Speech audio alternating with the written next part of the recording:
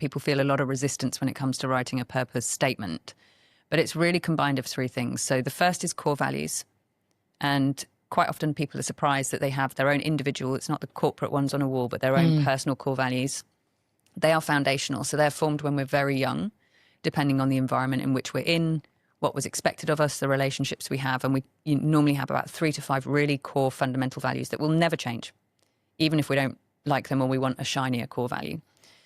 Once you understand that, you can select kind of the environment in which you're working that will work with them and the people you're working with. It don't have to be identical because it's very unlikely they will, but people who are not contradicting those core values. So core values, then strengths. So we all have things that come naturally to us that do not to other people, and we take them for granted very often. So it's always quite an interesting exercise to ask other people, what do you think I'm really good at? And very often that will surprise you because it's stuff that you just do unconsciously but very competently. So a combination of core values, strengths, and then the last one is your passions. So, and I'm not one of those people that says follow your passions. I'm not deluding myself, but the things that we do where we are in flow and we suddenly realize 2 hours have gone and we're still going and we're still energized and we barely notice the time slip past.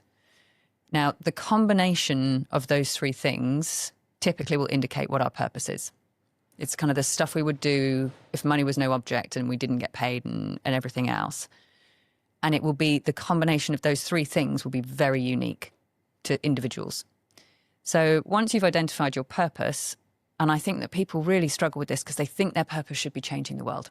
Yeah. No one thinks, it's enough to have a purpose of like taking care of my family, taking care of my dog, whatever it may be. It could be something super small in terms of it's never going to change the world on an enormous scale, but everything changes the world. So if you're taking care of your family, the ripple and the impact of that, particularly if you have children, you're raising humans who then know how to go and take care of other people and other people and other people. So, but I think people get so caught up in it that it has to be like revolutionary in some way. And it doesn't. It just has to be understanding what really drives you and keeps you happy. So yes, most people don't go to their day jobs because it's their purpose, but they might be funding their purpose. They might be working in order to provide for what is their purpose.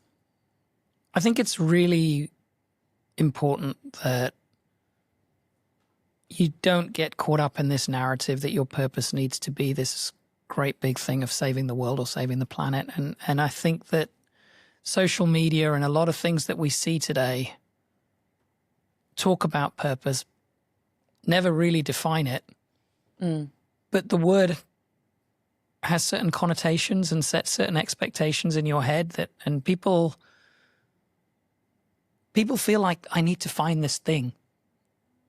Yeah. And I feel like sometimes it's a quest that you're never going to achieve if you're looking for this thing that's out there. I really like the way you defined it as core values, strengths, and passions, and kind of the way those three things come together. And I do think the one thing that gets missed is strengths.